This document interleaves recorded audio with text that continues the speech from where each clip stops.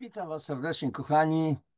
Znowu się spotykamy na naszym kanale. Janusz Dąbrowski oczywiście Was serdecznie wita. Dla tych, którzy są po raz pierwszy, zawędrowali po raz pierwszy tutaj na ten kanał, tak być może już zdążyliście się zorientować, że tych 500 kilka audycji, których nagrałem w ciągu kilku lat, to są audycje, a nagrywam tę audycję dzisiejszą w sierpniu, na początku sierpnia 2025 roku. Więc cały kanał, wszystkie audycje, moja ta cała praca poświęcona jest po prostu profilaktyce zdrowotnej, dobrostanowi. To jest bardzo szerokie pojęcie, które ujmuje i zdrowie ciała, i zdrowie psychiczne, zdrowie duszy, niejako i tak dalej.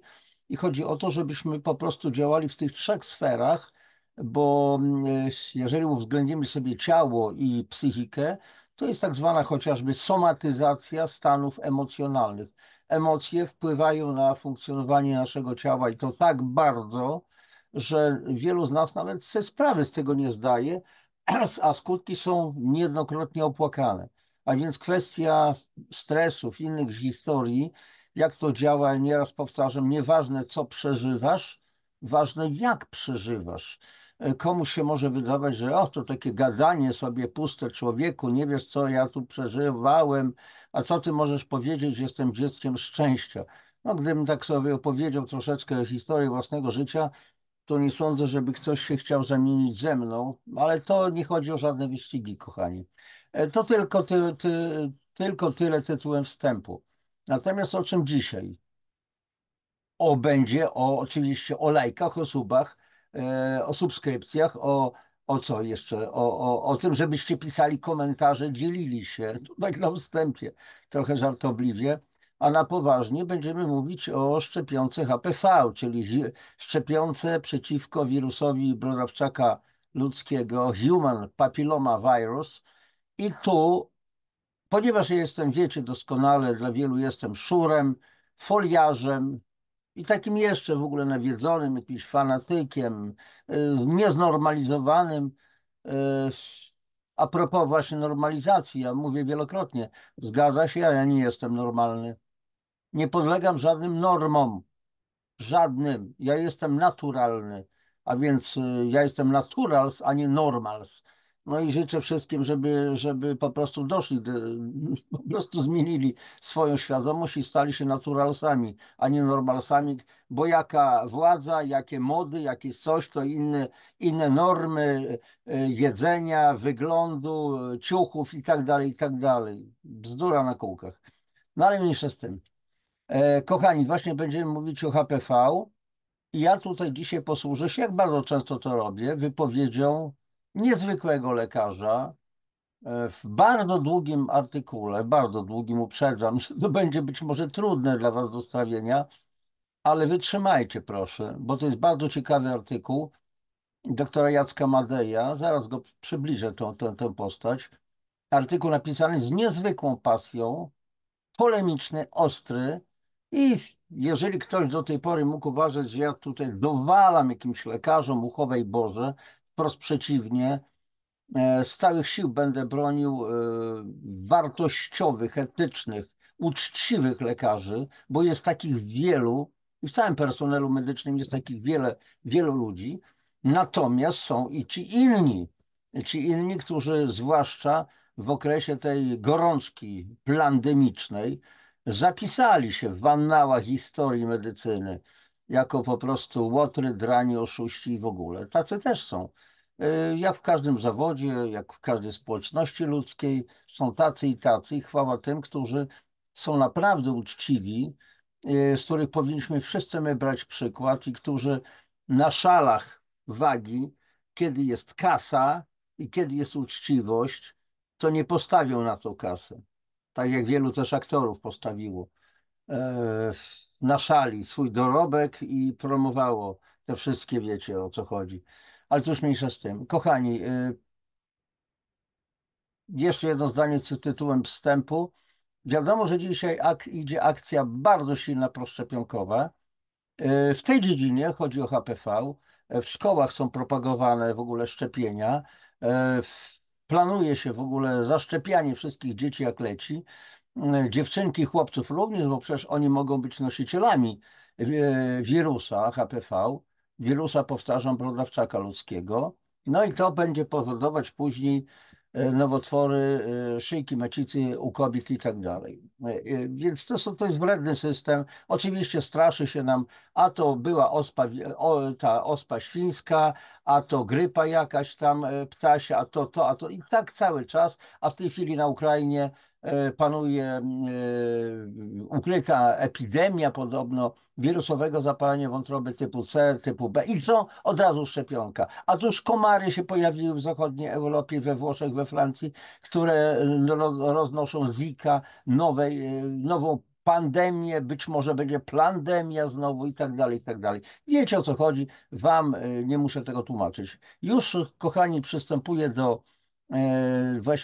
właściwej audycji. I tutaj chcę wam właśnie przedstawić ten cały artykuł. Zobaczcie. Gardasil 9, czyli 9 lat diabli wzięli. A propos, jest szczepionka przeciwko HPV Gardasil i jest nowocześniejsza szczepionka Gardasil 9. Dobrze, przechodzimy do akcji. Więc tu, kochani, przede wszystkim to jest artykuł doktora Jacka Grzegorza Madeja, opublikowany 8 maja 2021 roku. Upłynęły 4 lata, jest to ciągle świeżynka. Ojciec, szanowny pan ojciec dyrektora Jacka Grzegorza Madeja, jest profesorem medycyny, wiele lat zajmował się również identyczną dziedziną. Więc doktor Jacek Madej wiedział, z kogo przykład brać. Kochani, przystępuję do akcji. Zaznaczam, że to będzie bardzo długi artykuł, jakoś to może wytrzymacie, a ja mam po prostu to nagrać. Posłuchajcie, jako lekarz ginekolog zajmuję się z zamiłowania kolposkopią. Dzisiaj to głupie, ale w kontekście tego artykułu trafne sformułowanie. A co za tym idzie, zapobieganiem, wykrywaniem i leczeniem raka szyjki macicy od ponad 30 lat. Dlatego też mam moralne prawo wypowiadać się publicznie na ten temat. Mam również moralne prawo odnosić się krytycznie do sytuacji panującej w Polsce, jak również działań podejmowanych w tej materii przez władze i organizacje ginekologiczne w tym kraju. Podniosę troszeczkę sobie tekst. W tym miejscu nadmienić muszę, że nie jestem przeciwnikiem szczepionek jako takich i nie wykluczam, że szczepienie w wielu przypadkach może być korzystne, nawet konieczne. I tu zgadzam się z doktorem, oczywista sprawa. To jest chyba, no, trzeba być naprawdę niespełna rozumu, żeby wszystkie szczepionki wrzucać do jednego kotła, piekielnego kotła i je spalić. Bzdura. Więc jak ktoś mówi, że ja jestem Janusz Dąbrowski antyszczepionkowcem, to mówię, że myśl sobie co chcesz, po prostu jest nieco inaczej, ale ty w swoim świecie, fanatycznym świecie tak mnie postrzegasz. Ostateczną ocenę i decyzję co do ich stosowania pozostawiam jednak specjalistom z tej dziedziny, której dana szczepionka dotyczy. Jestem natomiast zdecydowanym przeciwnikiem proponowanych w obecnej formie szczepionek przeciwko wirusom HPV. Jeszcze raz powtórzę, Human Papilloma Virus. Szczepionek Silgard, Gardasil, Gardasil 9 i Cervarix.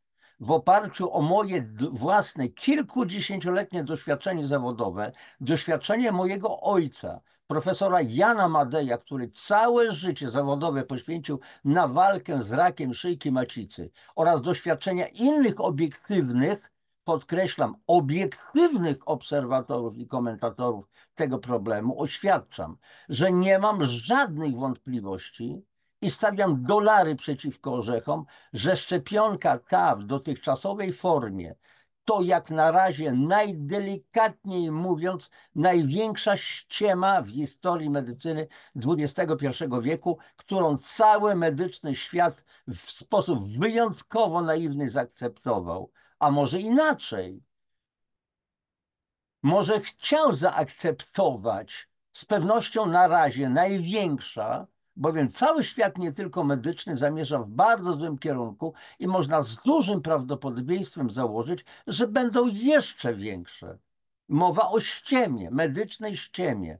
I doktor mówi, będą najprawdopodobniej jeszcze większe ściemy. Można tego, co piszę, nie czytać, Można przeczytać i się z tym zgodzić, ale można po prostu zarzucać mi, że nie znam tematu, który poruszam.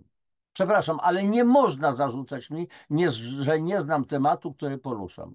Nie można udawać, że takich głosów jak mój nie ma. Nie można również obrażać tych, którzy mają negatywne zdanie o szczepionkach przeciwko HPV tylko dlatego, że mają inne zdanie niż większość autorytetów ginekologicznych i różnego rodzaju ekspertów w tym kraju. Ludzi, z których znakomita większość za głoszenie swoich proszczepionkowych poglądów otrzymywała lub nadal otrzymuje niebagatelne korzyści majątkowe, o czym sami informują. W żadnym wypadku nie zarzucam nikomu jakichkolwiek niewłaściwych zachowań w tym względzie wynagradzanie przez koncerny farmaceutyczne lekarzy, którzy promują ich wyroby, jest w Polsce i na świecie ogólnie przyjęte i zgodne z prawem. Jednakże w mojej opinii nie można nazwać takiego eksperta, który w zależności od tego, co powie, otrzyma lub nie różnego rodzaju gratyfikacje majątkowe. Nie można go nazwać obiektywnym badaczem i obserwatorem, nawet gdyby rzeczywiście tak było. Kochani, doktor Madej, podobnie zresztą jak ja, ma tendencję do rozbudowywania swoich zdań, więc czasami w czytaniu można albo w takim odczytywaniu można się nieco pogubić, więc czasami będę po prostu wracał do jakichś po prostu początków. Natomiast w tym zwykle medialnym ekspertom, którzy nie mając już żadnych argumentów za szczepieniem, zaczynają obrażać tych, którzy mają wątpliwości i nie chcą poddać się szczepieniom, na razie odpowiem tak. Kto w rzeczywistości jest naiwnym głupcem, okaże się, mam nadzieję, już niedługo. A na marginesie dodam, że czasami lepiej być głupcem niż właścicielem 30 srebrników. Przedstawiam własne poglądy na temat szczepień przeciwko HPV w oparciu o aktualną wiedzę i doniesienia naukowe, ponieważ jestem winien moim pacjentkom i wszystkim pacjentkom. Piszę to wszystko, bo zawsze byłem i jestem wierny przysiędze primum non nocere, przede wszystkim nie szkodzić, którą każdy lekarz ślubował, a o której w moim przekonaniu niektórzy zdają się dzisiaj zapominać. Przy czym podkreślić muszę, że żadnej z pacjentek nigdy nie narzucałem zaniechania szczepienia przeciwko HPV. Każdą z nich informowałam i nadal informuję, że nie jestem zwolennikiem szczepienia w tej formie, jaką się obecnie proponuje, że nigdy nie zaszczepiłem, nie zaszczepię żadnej kobiety, bo uważam, że nie ma racjonalnych przesłanek do takiego działania i w zdecydowanej większości przypadków może to przynieść więcej szkód niż korzyści, a nawet doprowadzić do ludzkiej tragedii. Jednakże zawsze podkreślałem i nadal podkreślam, że moja postawa w tym względzie należy do zdecydowanych wyjątków w tym kraju i każda kobieta, zanim podejmie ostateczną decyzję, może, a nawet powinna się zapoznać również z opiniami propagatorów szczepienia.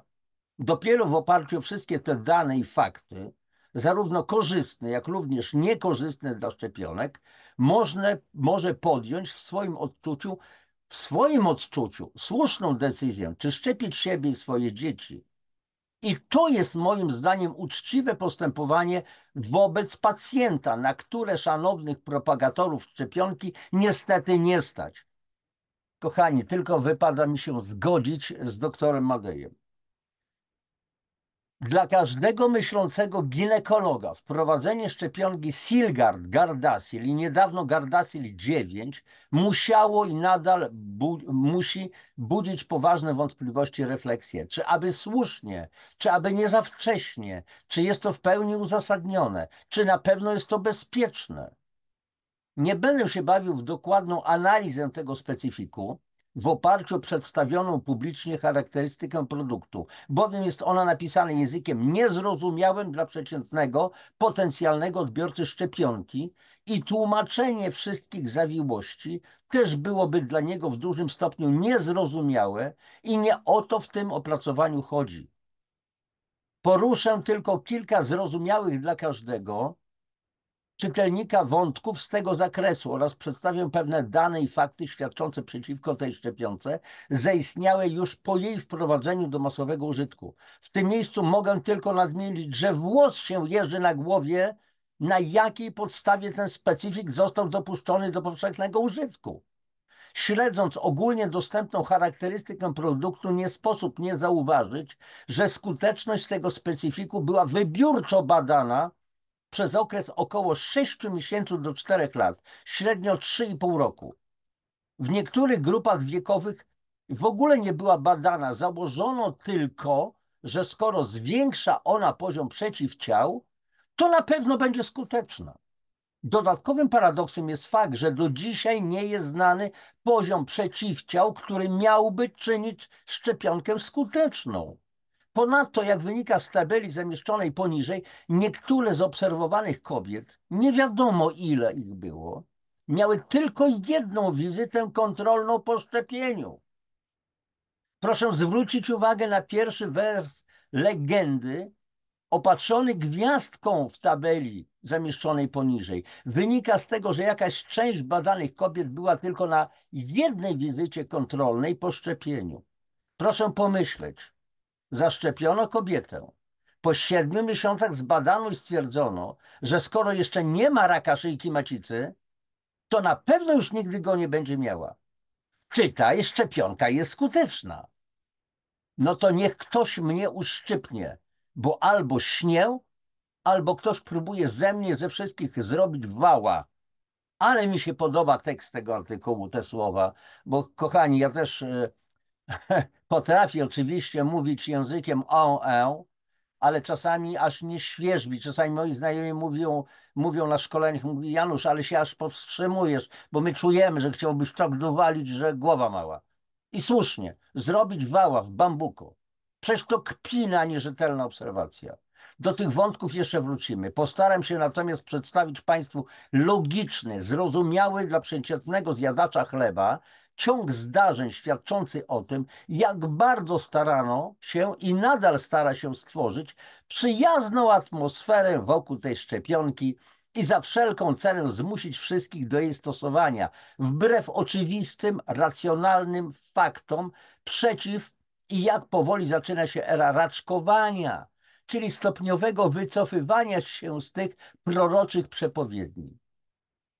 Jak wszyscy pamiętamy, w 2007 roku z wielką pompą wprowadzano na rynek tę szczepionkę, zwaną hucznie w tamtych czasach szczepionką przeciwko rakowi szyjki macicy.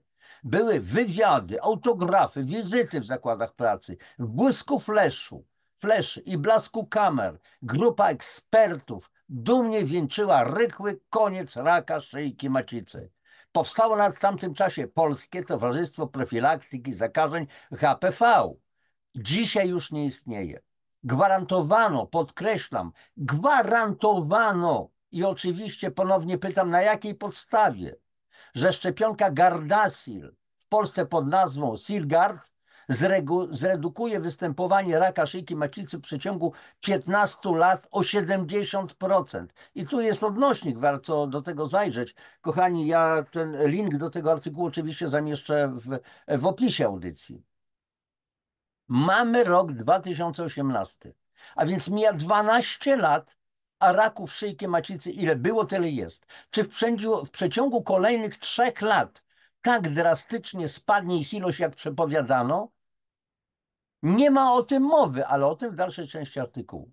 Przy okazji wprowadzania szczepionki Gardasil w 2007 roku przedstawiono wyniki badań nad tą szczepionką, które miały dowodzić jej skuteczności i uzasadnić jej wprowadzenie na rynek. Badana ona była przez wybrane, wybitne autorytety ginekologiczne na całym świecie, również w Polsce. Odkrycia, jakich dokonano przy okazji testowania szczepionki, były co najmniej zaskakujące, a można śmiało rzec, że szokujące. Dokonano wtedy przełomowego odkrycia, co najmniej na miarę teorii Mikołaja Kopernika. Przecież proces rozwoju raka szyjki macicy był i jest jednym z najlepiej poznanych ze wszystkich nowotworów. Ponad wszelką Dotychczas ponad wszelką wątpliwość było wiadomo, przepraszam, że rak szyjki macicy rozwija się kilkadziesiąt, a według niektórych autorów przynajmniej kilkanaście lat. Tymczasem badacze szczepionki dowiedli na podstawie wyników swoich niecałych 4-letnich obserwacji, że rak szyjki macicy bez szczepienia w istotnym procencie może rozwinąć się w przeciągu 3,5 do 4 lat. Ba, w materiałach propagujących szczepionkę można było przeczytać, że rak szyjki macicy może pojawić się nawet w przeciągu 2 lat. Patrz tabela poniżej.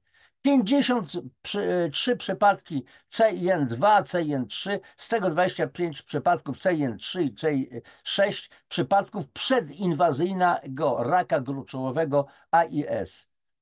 Kochani, nie mam pojęcia, co to jest CIN i tak dalej. Być może akurat zajrzę kiedyś, wygoogluję sobie, żeby więcej poczytać, ale to zostawiłem, bo i tak mam masę pracy nad różnymi rzeczami. Powiem wprost, przecież to kpina z rzeczywistości.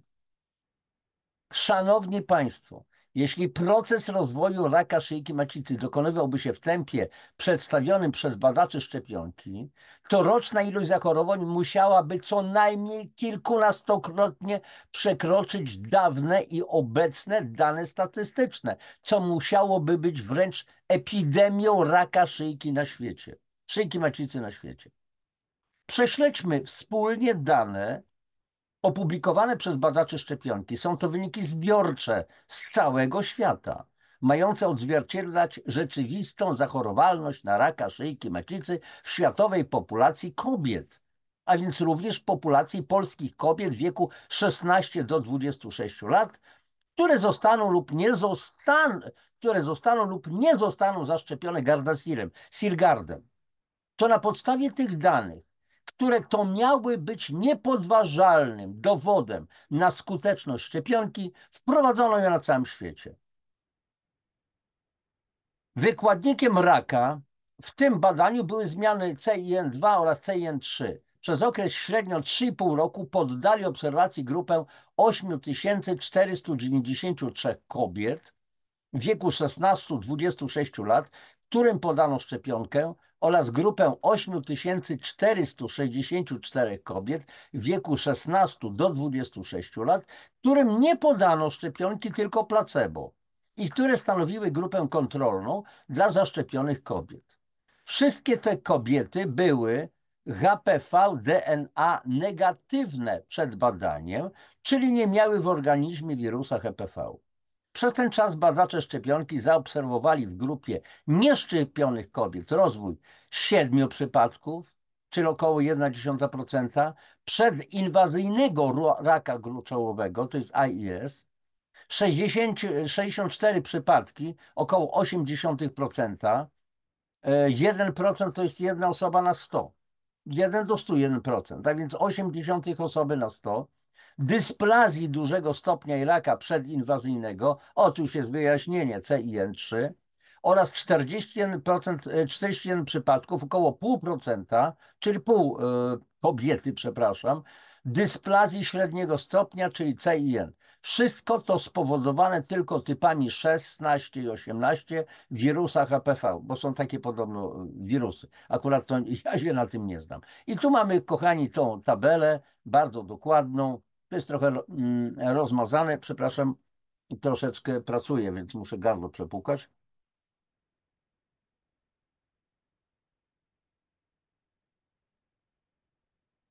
Wynika z tego badania, że przez okres 3,5 roku u 112 z 8464 niezaszczepionych kobiet w wieku 16-26 lat, czyli u około 1,5%, 1,5 kobiety na 100, rozwinął się rak szyjki macicy. Ba,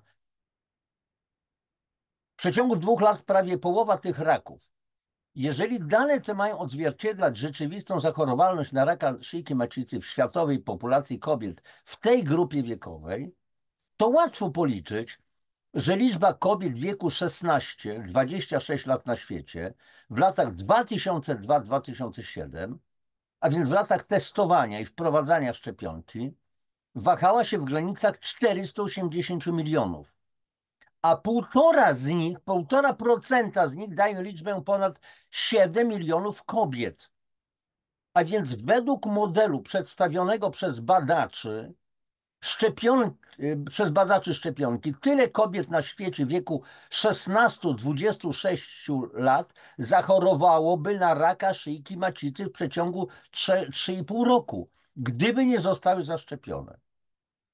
Rocznie to daje tylko w tej grupie wiekowej około 2 milionów zachorowań i tylko z powodu typów 16 i 18 wirusa HPV.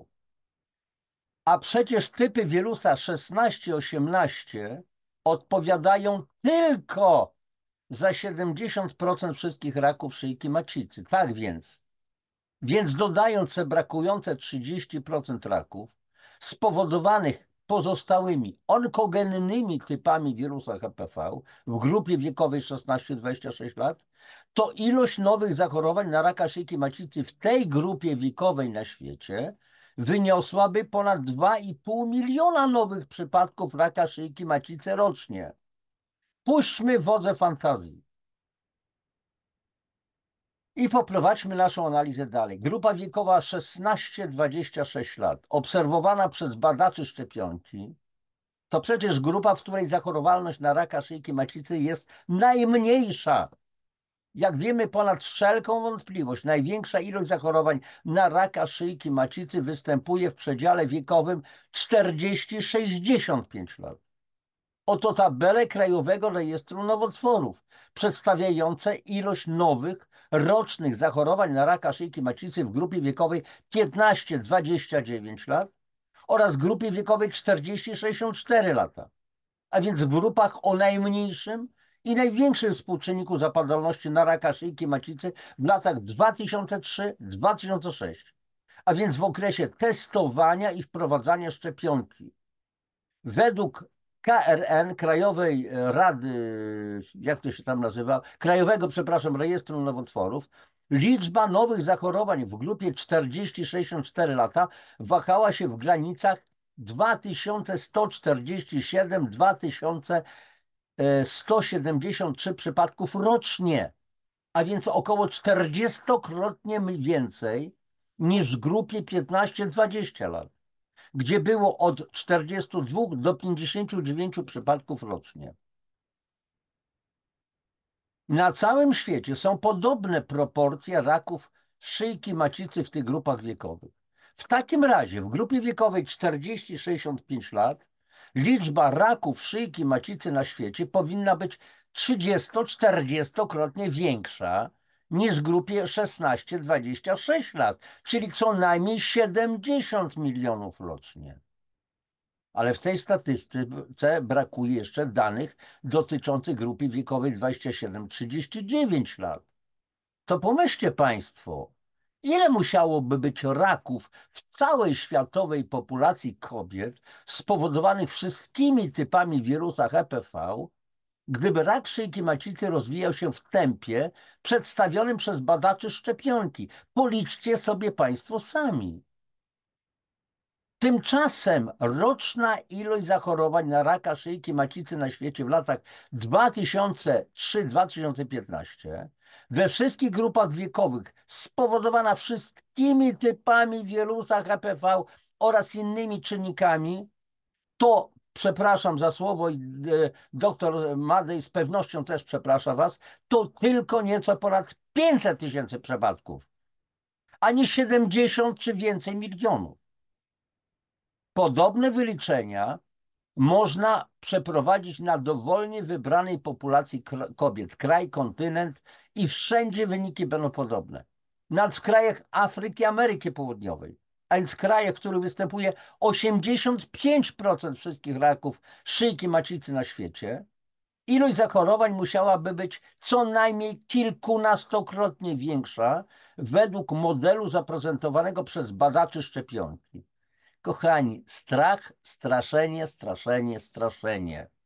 Oczywiście ja nie mówię o tym, żeby nie zadbać o dobrą profilaktykę, ale dobra profilaktyka to jest odporność naszych własnych organizmów. Dobrze, wracamy do doktora Madeja. A więc już wtedy zachodziło pytanie, jakim cudem badacze szczepionki uzyskali tak kuriozalne wyniki? Cudu nie było. Po prostu w sposób niewłaściwy, by nie powiedzieć całkowicie niezrozumiały, chyba dla nas zrozumiały, kochani, dobrano materiał badawczy i wyznaczono błędne kryteria oceny tego materiału. Przecież założenie, że rak szyjki macicy rozwija się 2 do 4 lat i na tej podstawie opieranie wniosków o skuteczności szczepionki jest co najmniej absurdalne. Oczywiście wielu ginekologów to akceptuje i nie widzi w tym nic dziwnego. Dzieje się tak dlatego, że w swojej codziennej praktyce lekarskiej do wykrywania raka szyjki macicy i stanów go poprzedzających stosują tylko badanie cytologiczne. Nic więc dziwnego, że co jakiś czas zgłasza się do tych lekarzy pacjentka, która regularnie wykonuje cytologię i ostatnia sprzed pół czy też roku też była prawidłowa, a tu nagle okazuje się, że jest u niej zaawansowany proces nowotworowy. I wielu z tych ginekologów święcie wierzy, że ten rak rzeczywiście tak błyskawicznie się rozwinął. Nic bardziej mylnego. Ten rak był już od lat, tylko cytologia go nie wykrywała. Założenie, że wykładnikiem raka w tych badaniach będą stany przednowotworowe CIN2, CIN3 jest również błędne. Przecież ogólnie wiadomo, że optymistycznie dla badaczy szczepionki, rzecz biorąc, tylko kilka procent zmian o charakterze CIN2, czyli te stany przednowotworowe, i kilkanaście procent CIN3 przejdzie w stadium raka, a czas na to potrzebny to co najmniej od kilku do kilkunastu lat, a nierzadko ponad 20 lat. Pozostałe ulegną samoistnej regresji lub pozostaną w postaci niezmienionej. Oczywiście z humanitarnego punktu widzenia nie można było czekać, aż ktoś zachoruje na raka i nie udzielić mu pomocy tylko dlatego, żeby coś udowodnić. Ale usprawiedliwianie względami humanitarnymi sposobu doboru kryteriów badania w postaci CIN2, CIN3 jako wykładników raka jest kompletnym nieporozumieniem. Czyli mowa o badaniach cytologicznych tylko. Takie badanie jest przecież bezwartościowe i w oparciu o takie kryteria w ogóle nie powinno być przeprowadzane. Wreszcie zastosowanie cytologii jako jednej z podstawowych metod diagnostycznych w takich badaniach nie jest słuszne. Przecież rzeczywista wartość diagnostyczna cytologii w wykrywaniu raka szyjki macicy i stanów go poprzedzających waha się w granicach 50%, a więc jak rzut monetą, raz orzeł, raz resztka. Te wszystkie kwestie rozwiniemy w dalszej części artykułu. Ja nie mam najmniejszych wątpliwości, że badania kliniczne dotyczące skuteczności szczepionki zostały wypatrzone i nie mnie rozstrzygać, czy to było działanie niezamierzone, czy celowe i dlaczego tak się stało. Pojawia się jednak kolejne pytanie. Jakim cudem tak absurdalne wyniki badań nikogo w świecie medycznym nawet nie zdziwiły, by nie powiedzieć oburzyły? Oczywiście w pierwszej chwili, czyli w momencie opublikowania tych danych w 2007 roku, można było założyć, że wiedząc, iż wirusy podlegają mutacji, a podlegają, chodzi zwłaszcza o wirusy RNA, ja o tym wielokrotnie mówiłem, w mojej playliście wirusy, są audycje na ten temat. Na przykład ten słynny COVID, przecież on mutuje. I co, na każdego mutanta nową szczepionkę? Może o to chodzi tylko. A więc wirusy podlegają mutacji i mogą z upływem lat stawać się bardziej agresywne. Badacze ci niejako przy okazji testowania szczepionki odkryli nowy, błyskawiczny mechanizm rozwoju raka szyjki macicy.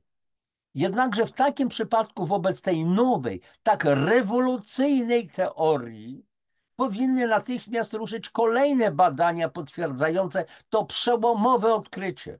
A dotychczasowy model profilaktyki tego schorzenia w jak najszybszym czasie powinien zostać zrewidowany i zmieniony. Przecież tu chodziło i nadal chodzi o tysiące ludzkich istnień na całym świecie. Tymczasem ta rewolucyjna teoria na nikim w świecie medycznym nie zrobiła najmniejszego wrażenia. Nikt nie potraktował poważnie tego odkrycia tak, jakby wszyscy doskonale zdawali sobie sprawę, że to są abstrakcyjne dane i nikt nie zamierzał tego sprawdzać czy też udowadniać. Nadal w opracowaniach naukowych obowiązywał i obowiązuje model długoletniego rozwoju raka szyjki macicy, a statystyczna zachorowalność na raka szyjki macicy w kolejnych latach 2007-2015 dowodzi, że wyniki badaczy szczepionki były, delikatnie mówiąc, z księżyca wzięte. Tu mamy tabelę. I teraz następne pytanie. A zatem jakim cudem ten produkt został zatwierdzony przez amerykańską Agencję do Spraw Żywności i Leków, FDA, i Europejską Agencję Leków? To bardzo proste. Otóż doktor Madej jest doskonały, naprawdę. W miejsce kropkowane każdy czytelnik może wstawić swoją wersję wydarzeń i założę się, że blisko 100% opinii będzie podobna. Bardzo dobre. Ta narracja bardzo mi się podoba. Ale żeby było śmieszniej, nikt jednak publicznie nie zakwestionował tych rewolucyjnych wyników badań w kontekście stosowania szczepionki Silgard-Gardasil. I tak oto, kochani, na użytek szczepionki, czy tej producenta szczepionki, powstała teoria błyskawicznego rozwoju raka szyjki macicy. Rozpoczęła się mroczna era panowania tego specyfiku na całym świecie. Rozpoczęło się masowe krzywdzenie, przepraszam za przejęzyczenie, szczepienie kobiet, mężczyzn i ich dzieci. Kobiety oczywiście, bo one są już nosicielami HPV, a mężczyźni oczywiście na końcu prącia każdego są nosicielami wirusa HPV. Wszyscy chłopaki. W 2009 roku, a więc 2 lata po wprowadzeniu szczepionki, zebrało się w Polsce szacowne grono profesorów i doktorów, wśród których byli również badacze szczepionki Gardasil, aby opracować taktykę zapobiegania rozwojowi raka szyjki macicy w Polsce na najbliższe lata. Podobnie działo się w innych krajach na całym świecie, niekoniecznie w tym samym czasie. Jednak wszędzie, zarówno w Polsce, jak i w innych krajach, zgodnie przyjmowano założenie, że aby zapobiec rozwojowi raka szyjki macicy, należy wykonywać badanie cytologiczne co 3 lata, uzasadniając to powszechnie uznaną teorią, że jeżeli kobieta jest zdrowa, to rak szyjki macicy w tam krótkim czasie nie ma możliwości się pojawić. Na Boga, czy wszyscy, łącznie z badaczami szczepionki, tak szybko zapomnieli to, co nie tak niedawno ogłosili światu, że rak szyjki macicy może rozwinąć się w przeciągu 2 do 4 lat. A tu się okazuje, że badanie cytologiczne co 3 lata, bo tak szybko się nie da rak rozwinąć. Jeżeli faktycznie ten rak może rozwinąć się tak szybko, to wykonywanie cytologii co 3 lata skazuje na śmierć niemały procent kobiet. W takim razie nie był to program profilaktyki raka szyjki macicy, tylko program powolnej eksterminacji polskich kobiet. Oczywiście jest to ponury żart. Kochani, ja wiem, że doktor sobie tak, no, ponuro, nie wiem, nie żartuje, tylko mówi poważnie, nie owija w bawełnę. Ja też to mówię. Jest depopulacja. Nikt z tego grona ekspertów nie zapomniał o wynikach badaczy szczepionki. Tylko nikt, łącznie z nimi samymi, nigdy nie brał tych rewelacji na poważnie. Dochodziło i nadal dochodzi do paradoksalnych sytuacji. Zarówno lekarzom, jak i szerokiej opinii publicznej zaczęto przedstawiać dwie wzajemnie wykluczające się prawdy naukowe. Oto przed południem ten czy inny wybitny autorytet ginekologiczny na jakimś tam zjeździe, sympozjum czy innym, zwłaszcza publicznym wystąpieniu, ostrzegał, że szczepionka Silgard-Gardasil jest jedyną szansą na uniknięcie raka szyjki macicy, bo ten może mieć piorunujący szybki rozwój. A po południu na innym podobnym spotkaniu zapewniał i wcale się nie czerwienił, że żaden nowotwór z pewnością nie rozwinie się w tak szybkim czasie, dlatego cytologię wystarczy wykonywać co 3 lata. Równocześnie ruszyła niewyobrażalna wprost machina propagandowa i trwa, kochani, nadal szczepień przeciwko wirusom HPV. Przeczytajmy pani profesor Szuster-Ciesielska. audycję już tą poznaliście. Na wspomnianych już zjazdach, sympozjach, kongresach, kto za to przy okazji płaci? I tym podobnych spotkaniach oraz w środkach musowego przekazu, czyli inaczej mediach i robionych przez prestytutki, grupa sponsorowanych przez producenta szczepionki lekarzy i nie tylko lekarzy prowadziła agitację rodem z czasów PRL-u, że ten opanowany do perfekcji proces prania ludzkich mózgów był skuteczny w przypadku zwykłego śmiertelnika, to jeszcze zrozumiałe. Ale co było zdumiewające, okazał się on niesłychanie skuteczny również w przypadku praktycznie wszystkich lekarzy ginekologów. Kochani, nie tylko ginekologów. Ja znam lekarzy, którzy chyba za często jeżdżą na te sympozja, gdzie są ogłupiani, którzy mówią, ale nie ma innego wyjścia, tylko szczepionki, również dla chłopców, bo chłopcy są nosicielami i będą zarażać dziewczynki. Ojcowie, pilnujcie swoich dziewczynek, swoich córek.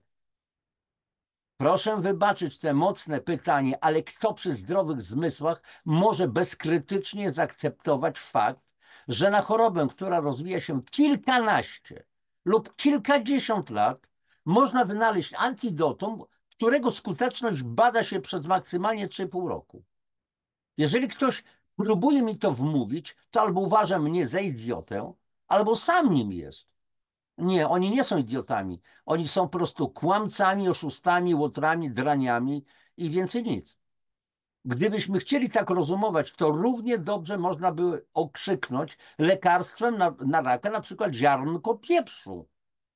Gwarantuję Państwu, że podawanie jednego ziarnka pieprzu w dowolnym schemacie przez 4 lata również sprawi, że u żadnej kobiety nie rozwinie się w tym czasie nowotwór szyjki macicy, ani stany przednowotworowe typu C i N3, czy też CIS.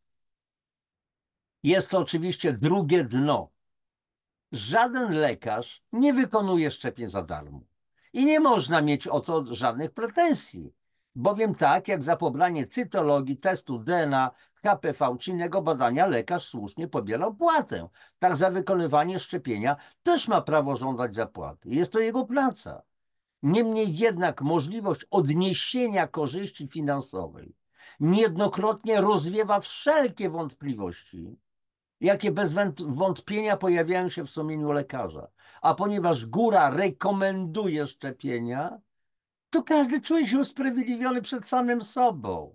Nawet na zasadzie, no ale inni to robią, to dlaczego ja mam się też z tego wymigiwać? I tutaj moja taka dygresja.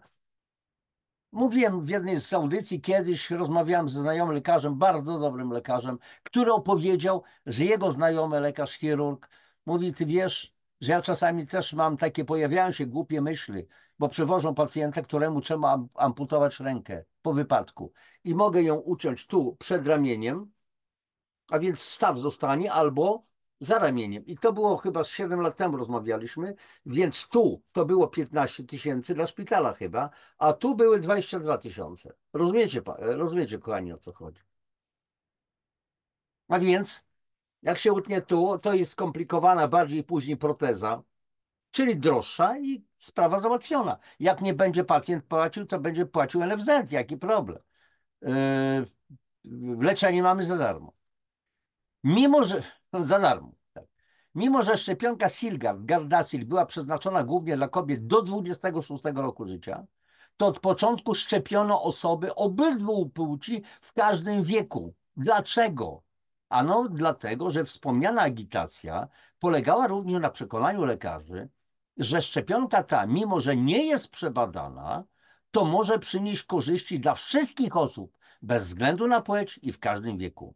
Przekonywano również, że może mieć jakieś cudowne działanie krzyżowe i choć wprawdzie nie ma działania leczniczego na już istniejące zakażenie, to jednak mimo infekcji HPV należy się zaszczepić. Oto fragment uzupełnionego stanowiska Polskiego Towarzystwa Ginekologicznego dotyczącego szczepień przeciwko zakażeniom wirusami brodawczaka ludzkiego HPV. Tu jest w tym odnośniku, zobacz, pełny tekst, a tutaj chyba tylko fragment. Stan wiedzy na dzień 19 września 2009 roku, cytuję. Mamy 2025 rok, nic się nie zmieniło, kochani.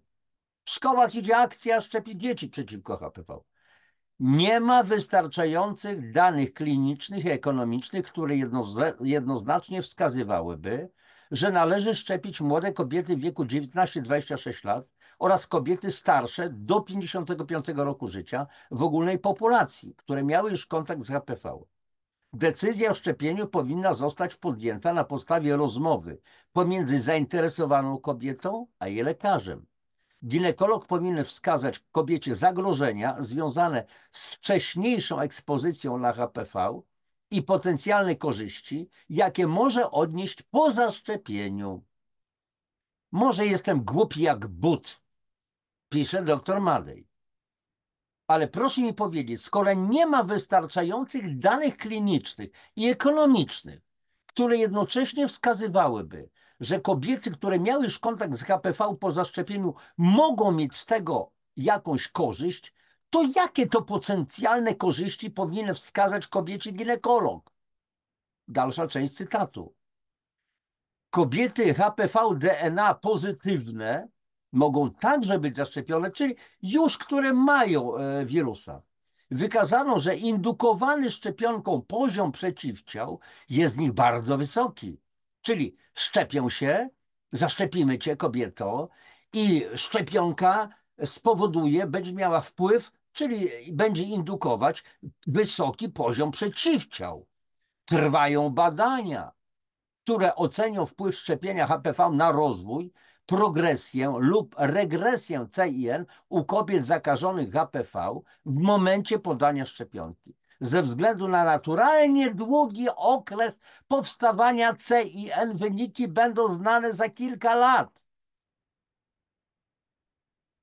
Może jestem głupi jak but, ale proszę mi powiedzieć, skoro nie ma pewności, że szczepienie nie przyspieszy choroby, czyli raka, to jak można je zalecać? Przecież dopóki nie zostanie wyjaśniona ta kwestia, to szczepienie bezwzględnie powinno być poprzedzone badaniem na obecność wirusa HPV, a osoby HPV dodatnie bezwzględnie wykluczone z programu szczepień. Proszę zwrócić jeszcze uwagę na, cytat, naturalnie długi okres powstawania CIN. W tym cytacie, czyżby ktoś pisząc te słowa zapomniał, że przecież usilnie próbuje się przekonywać ciemne masy, że CIN jest błyskawiczny? A jednak dalej czytamy, jakie jest uzasadnienie tego zalecenia. Badanie na obecność HPV przed szczepieniem nie jest rekomendowane, ponieważ nie istnieją metody oceny wcześniejszej ekspozycji na HPV, a dostępne teksty wykrywają tylko aktualną infekcję. Co ma piernik do wiatraka? Przecież chodzi właśnie o potencjalne niebezpieczeństwo w przypadku szczepienia w czasie aktualnej infekcji. Przebyte infekcje w tym kontekście nic nie mają do rzeczy. Trzeba było na coś napisać. To napisano, rozumując zapewne, że kto się w tym połapie. Nie zalecono badań DNA HPV przed szczepieniem, ponieważ przynajmniej 2/3 lub nawet więcej potencjalnych klientów szczepionki jest nosicielem wirusa HPV. Ich szczepienie mimo zaleceń budziłoby kontrowersje, a tego należało unikać. Przekaz miał być jasny. Gdyby wprowadzono obowiązkowe testy DNA HPV przed szczepieniem, to biorąc pod uwagę niebezpieczeństwo szczepienia już zakażonych, do szczepienia pozostałaby nieliczna grupa już aktywnych seksualnie oraz osoby przed inicjacją seksualną, pomniejszone o niemałą grupę osób, które pozyskały wirusa HPV drogą pozaseksualną. A więc jak bardzo zmalałby zysk producenta szczepionki? Z pewnością doszłoby już dawno do bankructwa. A jednak autorzy tych rekomendacji informują: kobiety HPV DNA pozytywne mogą być także zaszczepione. Wykazano, że indukowany szczepionką poziom przeciwciał jest u nich bardzo wysoki. Ale co z tego? To już tak od siebie dodaję. Co z tego? Krętacze, kłamcy, oszuści, więcej nic. I teraz wracamy do doktora Madeja. Nasuwa się pytanie, no i co z tego? O, właśnie zadałem to pytanie, że jest bardzo wysoki poziom przeciwciał. Na jakiej podstawie twierdzi się, że bardzo wysoki? Nigdy nie był do dzisiaj, przypomnę, jest rok 2018, dobrze, on pisał chyba w tamtym czasie ten artykuł, nie jest znany poziom przeciwciał zapewniający odporność przeciwko wirusowi HPV oraz jak długo się on utrzymuje. Wszystko opiera się na niczym niepopartych przypuszczeniach. W tym konkretnym przypadku można tylko powiedzieć, że jest wyższy niż przed szczepieniem. Dopiero znając poziom chroniący przed infekcją, moglibyśmy powiedzieć, że jest wysoki lub bardzo wysoki. A skoro nie wiadomo, jaki powinien być poziom przeciwciał dający odporność, to skąd wiadomo, że istniejący już poziom przeciwciał u tych, którzy mieli kontakt z wirusem lub już się zaszczepili, nie jest wystarczający? Skąd wiadomo, że należy go podnieść poprzez szczepienie? Skąd wiadomo, że będzie to bezpieczne? Oczywiście, że nie wiadomo. Przypomnijcie sobie Państwo niektóre inne szczepienia, na przykład szczepionkę przeciwko WZWB, wirusowemu zapaleniu wątroby typu B, dodaję od siebie. Przed upływem 5 lat nie powtarza się szczepienia, a każdorazowo przed ponownym szczepieniem sprawdza się poziom przeciwciał anty-HBS. Chodzi o tego wirusa, wirusowego zapalenia wątroby typu B. Jeżeli jest dostatecznie wysoki, to nie ponawia się szczepienia. Nie tylko dlatego, że nie jest potrzebne, ale również dlatego, że może być szkodliwe. Tymczasem nie wiedząc, czy poziom przeciwciał anty-HPV jest wystarczający, czy nie, fundujemy szczepionemu delikwentowi kolejną dawkę szczepionki Silgard-Gardasil, która może być zabójcza dla jego układu odpornościowego. Przecież to absurd. Proszę zwrócić uwagę na kolejną niejasność w tych rekomendacjach. Przepraszam.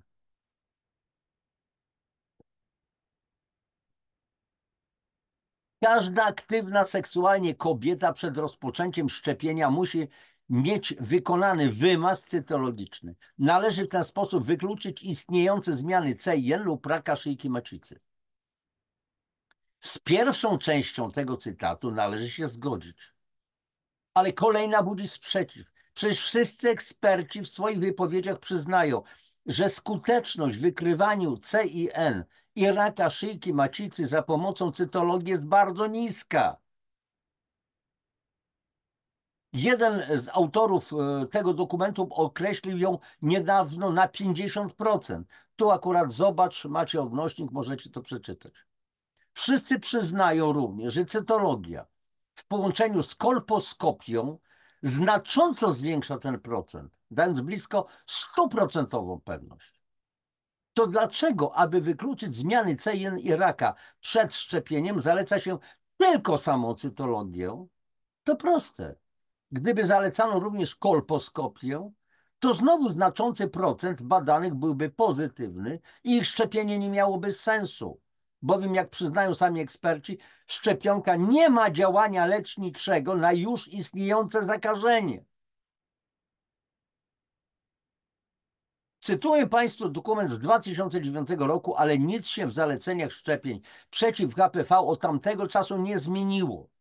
W 2011 roku zespół ekspertów w zbliżonym składzie opublikował rekomendacje Polskiego Towarzystwa Ginekologicznego dotyczące szczepienia przeciwko zakażeniom HPV. I znowu macie zobacz, czyli macie gotowy tekst. Z istotnych różnic odnośnie szczepionki Silgard jest informacja, że szczepionka ta jest zarejestrowana do zapobiegania wystąpienia brodawek zewnętrznych narządów płciowych związanych przyczynowo z zakażeniem typami 6-11 wirusa brodawczaka ludzkiego. Również w populacji płci męskiej oraz, że w USA zarejestrowana jest również do szczepienia mężczyzn i chłopców w profilaktyce raka odbytu. Od tego czasu PTG, czyli Polskie Towarzystwo Ginekologiczne, dzisiaj już PTGP, rozwinięcie sobie ten skrót, milczy jak zaklęte. Zachodzi pytanie dlaczego? Przecież minęło już wystarczająco dużo czasu, aby wszystkie, a przynajmniej większość tych wątpliwości zostało wyjaśnionych. Wielu lekarzy oczekuje przedstawienia aktualnego stanowiska przez Polskie Towarzystwo Ginekologów i Położników w kwestii szczepienia przeciwko wirusom HPV. Można się domyślać, że milczenie to jest celowe, bo trzeba by było przyznać się do błędu, a na to jeszcze za wcześnie. Nie ma przesady w stwierdzeniu, że w Polsce szczepiło się i nadal próbuje szczepić wszystko, co się rusza i na drzewo nie ucieka. Zgłaszały się do mnie, nadal zgłaszają nawet ponad 70-letnie kobiety, którym proponuje się szczepionkę, bo przecież, jak przekonuje nas niejeden ekspert, współżycie można rozpocząć w każdym wieku. Życzę dużo zdrowia, zwłaszcza psychicznego, tym ekspertom. Natchniony tym wszechobecnym, szczepionkowym aromatem, ośmieliłem się sparafrazować słynny tekst najwybitniejszego bez wątpienia polskiego autora tekstów, nieżyjącego już pana Wojciecha Młynarskiego pod tytułem „Co by tu jeszcze?”. Haha, doktor zamieszcza tutaj pewnie link do tej piosenki. I pozwalam sobie w tym miejscu dedykować go wszystkim ogarniętym tym absurdalnym amokiem szczepionkowym ekspertom. Kilka słów w sprawie grupy lekarzy chcę tu wygłosić, lecz zacząć muszę nie od konkretów, lecz od przeprosin. Skrusząc szalenie o przebaczenie pokornie proszę, że troszkę pieprzna będzie balladka, którą wygłoszę. I mam nadzieję, że choć się w słowie tutaj nie pieszczę, to wybaczycie mi to, drodzy pacjenci, raz jeden jeszcze. A więc lekarze wokół się snują, co są już tacy, że kogo spotkają, to zaraz szczepią, w domu czy w pracy. Gapią się w sufit, wwodzą po gzymsie wzrokiem niemiłym, na niskich czołach maluje im się straszny wysiłek. Bo jedna myśl im chodzi po głowie, którą tak streszczę. Kogo by tu zaszczepić, koledzy? Kogo by jeszcze? Czasem u takich trafi się pacjent, co jest problemem nie do szczepienia. 80-letnia kobieta. Już się prężą mózgów szeregi i wzrok się pali. Już widzimy, żeśmy kolegów nie doceniali. A oni myślą w ciszy domowej, nie bójcie się leszcze, znajdziemy takich, co będzie można zaszczepić jeszcze. Lecz choć im wszystko jak z płatka idzie, sprawnie i krótko, czasem lekarze ci, gdy nikt nie widzi, westchną cichutko. Bo mając tyle twórczych pomysłów, tyle zdolności, martwią się, by im czasem nie przyszło tkwić w bezczynności. Bo brak wciąż wróżki, która im powie w widzeniu wieszczem, jak długo można szczepić, koledzy, jak długo jeszcze?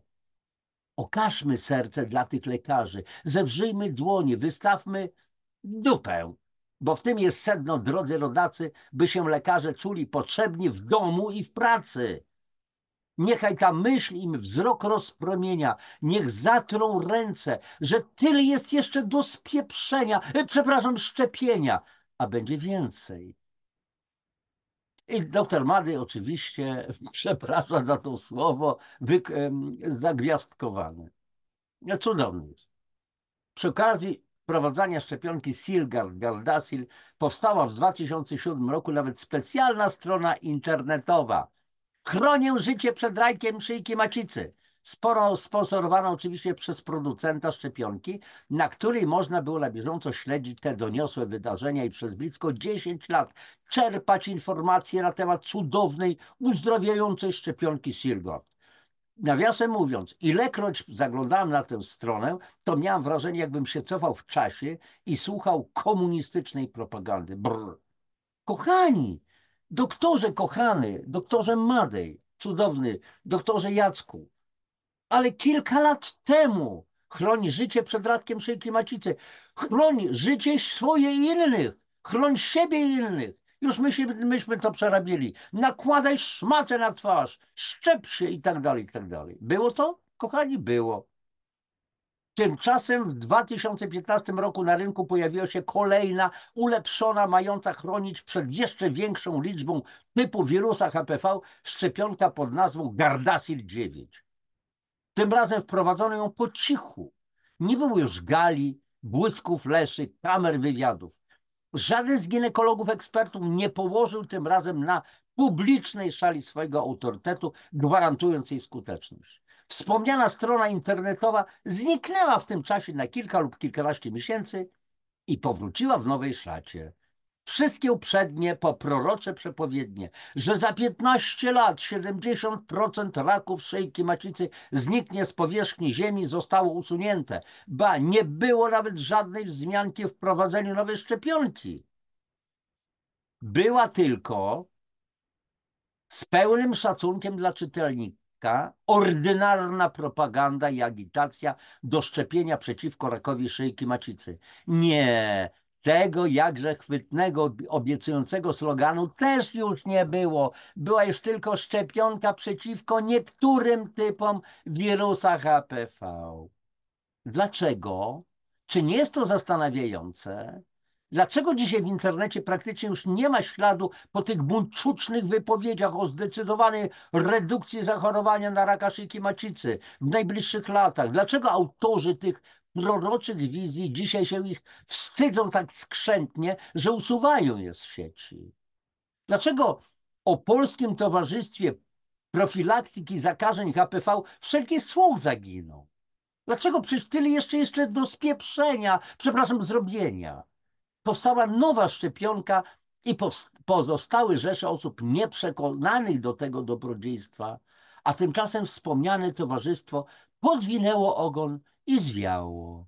Dziwne, prawda?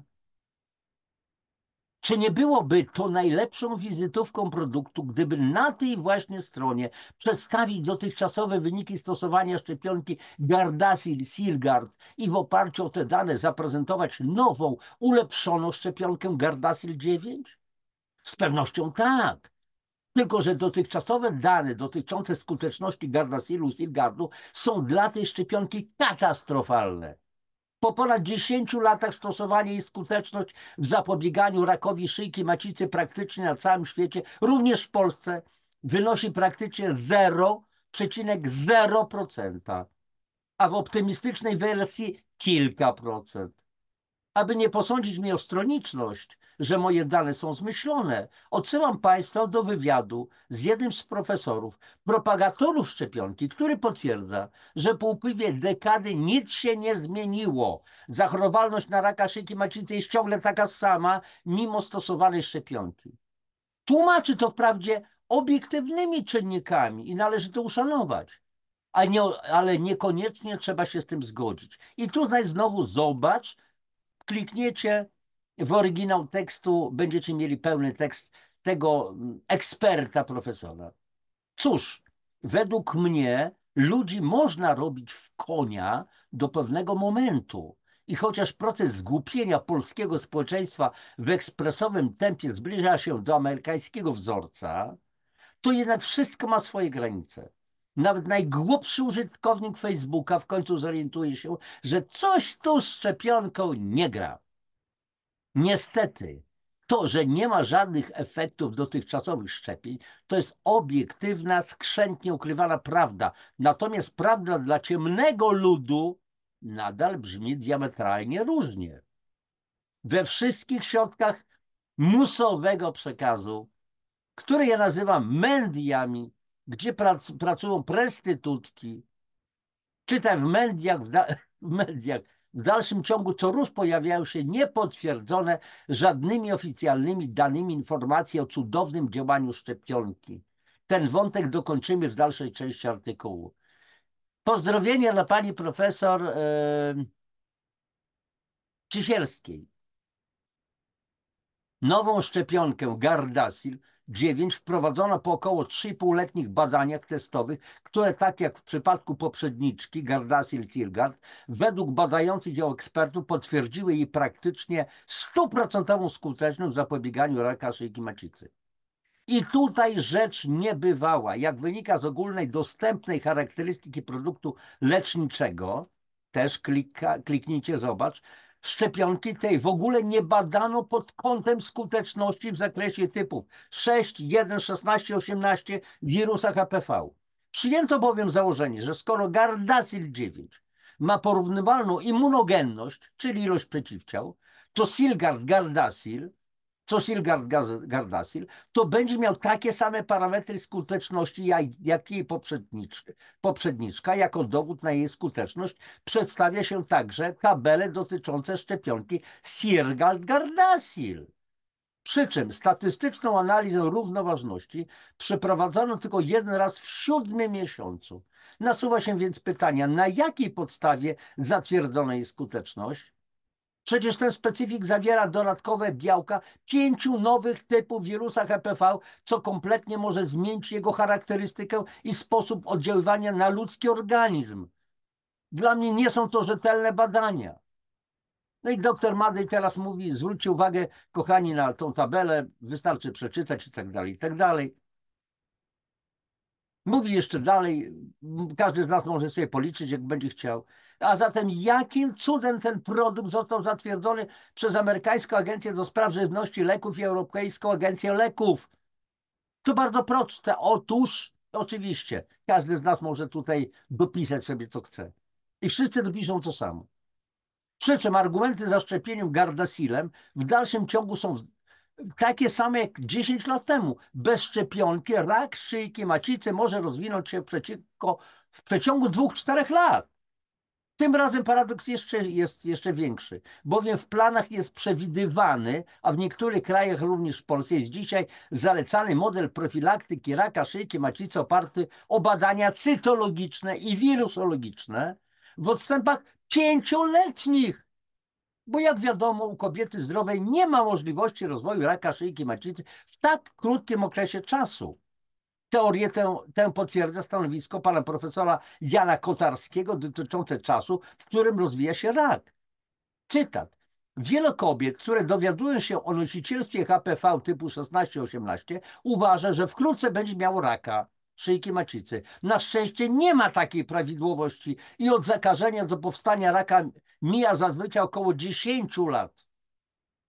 Tak czy inaczej, znowu przed południem ten czy inny wybitny autorytet ginekologiczny na jakimś tam zjeździe, sympozjum czy innym publicznym wystąpieniu, zwłaszcza w środkach musowego przekazu, ostrzega, że szczepionka Gardasil 9 jest jedyną szansą na uniknięcie raka szyjki macicy, bo ten może mieć piorunująco szybki rozwój w przeciągu 2-3 lat. A po południu na innym podobnym spotkaniu zapewni, wcale się nie czerwieni, że żaden nowotwór z pewnością nie rozwinie się w tak szybkim czasie. Dlatego samą cytologię lub pouczeniu z testem DNA i HPV wystarczy wykonywać co 5 lat. Pozostaje kwestia skutków ubocznych, o których wątek w tym artykule nie będzie rozbudowany. W dalszym ciągu w oficjalnych przekazach można się dowiedzieć, że skutki uboczne po szczepionce to ból i zaczerwienienie. A przecież liczba poważnie poszkodowanych przez szczepionkę Silgard przekroczyła już liczbę zachorowań na raka szyjki macicy. Mamy dane nieoficjalne. Coraz więcej jest doniesień o poważnych, zagrażających zdrowiu i życiu przypadkach ubocznych skutków szczepionki. Są liczne doniesienia o śmierci oraz przypadkach trwałego uszczerbku na zdrowiu w następstwie szczepienia, o których możliwości wystąpienia nikt przed szczepieniem nie informuje. Na stronie internetowej Krajowego Centrum Informacji o Szczepionkach amerykańskiej organizacji non-profit w USA można znaleźć publikację, czy szczepionka przeciwko HPV może powodować skutki uboczne lub śmierć. Jest opracowanie na temat licznych, poważnych skutków ubocznych Gardasilu, powodujących trwałe kalectwo, nawet zgony. Zrobimy audycję na ten temat. Według federalnych danych amerykańskiej agencji VAERS zgłoszono 430 zgonów po szczepieniu przeciwko HPV. Przyjmuje się jednak, że liczba zgonów i zgonów związanych ze szczepionkami HPV zgłoszonych do VAERS jest zaniżona, jak wyjaśniono niżej.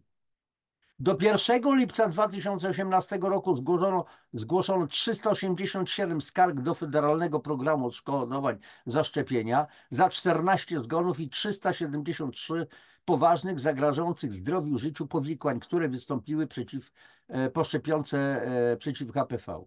Do chwili obecnej amerykański sąd dochodzeniowy przyznał odszkodowania 128 z 387 dzieci i osób dorosłych, którzy złożyli wnioski o odszkodowania za powikłania związane ze szczepionkami, czego potwierdzenie można znaleźć na oficjalnej stronie US Health i tak dalej, i tak dalej. No, tutaj już dane są. Można kliknąć.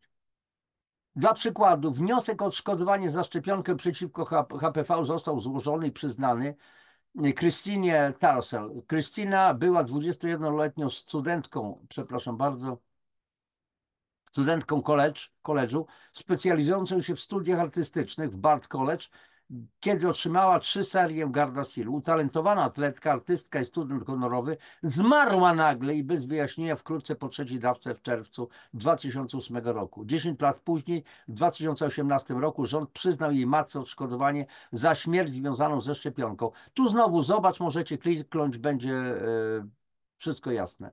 Jedno jest pewne. Rząd Stanów Zjednoczonych zapewnia swoich obywateli, że szczepionka jest bezpieczna, a jednocześnie wypłacił już miliony dolarów odszkodowań ofiarom tej szczepionki. Dane są oficjalne. Propagatorzy szczepionki zaczynają publicznie przyznawać, że pojawiają się doniesienia o rozwijających się poszczepionych zespołach autoimmunologicznych, a nadal twierdzą, że szczepionka jest bezpieczna, powołując się na FDA, Amerykańską Agencję Żywności i Leków, i Europejską Agencję Leków. Bandytyzm. Kochani, wiecie co, ten artykuł jest długi, zaraz zobaczymy jak dalej to będzie. I myślę, że po prostu już zakończymy to, po prostu, bo już nie ma sensu dalej czytać. Będzie tylko przedłużenie. Zechcecie, to sobie poczytacie po prostu w domu i tyle.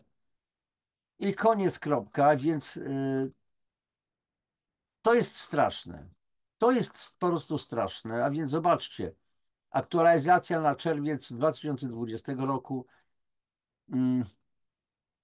Jeszcze to trwa, bo tak jak mówiłem, artykuł będzie bardzo długi, ale skończymy, kochani. To zatrzymujesz udostępnienie, bo to już długo trwa, grubo ponad godzinę, więc myślę, że nie ma sensu. Sens znacie, wiecie o co chodzi. I dzisiaj u nas w Polsce wielu lekarzy ginekologów postuluje przymusowe wręcz szczepienia dzieci, młodzieży naszej, wara im od naszych dzieci. Po prostu precz. Kanalie. Trzeba to nazywać po prostu po imieniu. Kanalie.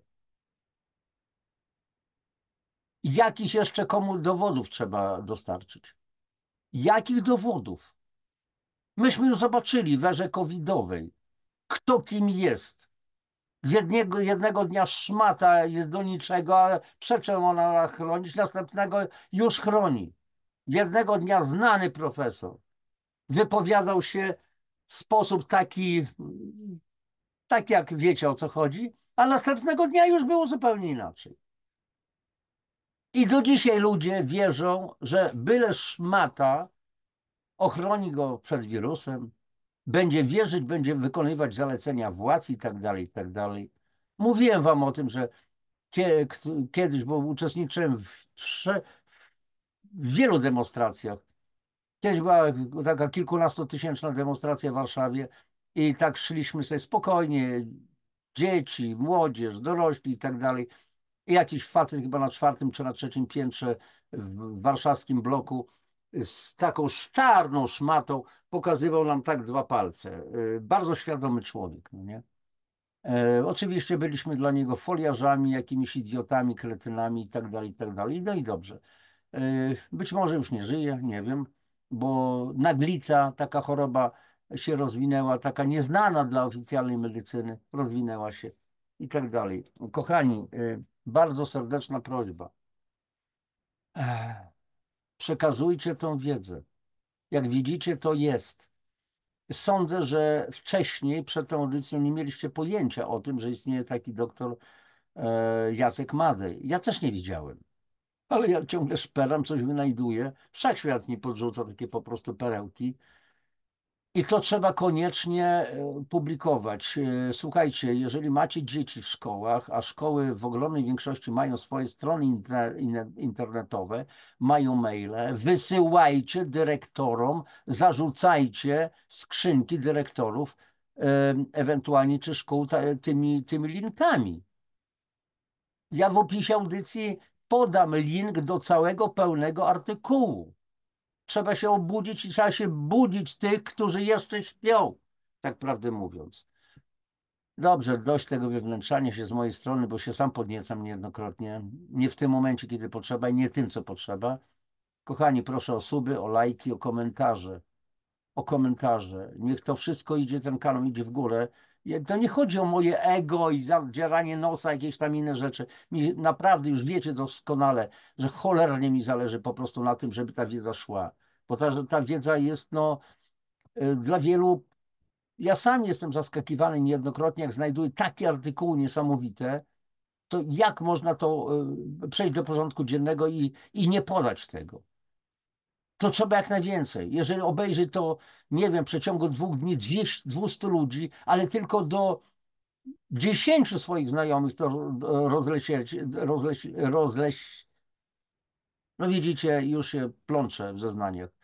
Już, przepraszam. Prześlecie to innym, 10 osobom, to będzie 2000 ludzi, którzy się dowiedzą. I tak pójdzie dalej w lód.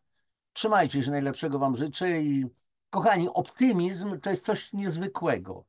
Taki artykuł, taki lekarz, który się zdarzył, a takich lekarzy jest mnóstwo, to jest coś optymistycznego. Oni sami to widzą. Jedna z moich następnych audycji będzie dotyczyła lekomanii w Polsce, gdzie emeryci schorowani całe torby leków mają i od tego jeszcze więcej jest chorób. I to też mówią o tym lekarze. Na razie, papatki, do następnego spotkania. Pa. Czas na odpoczynek.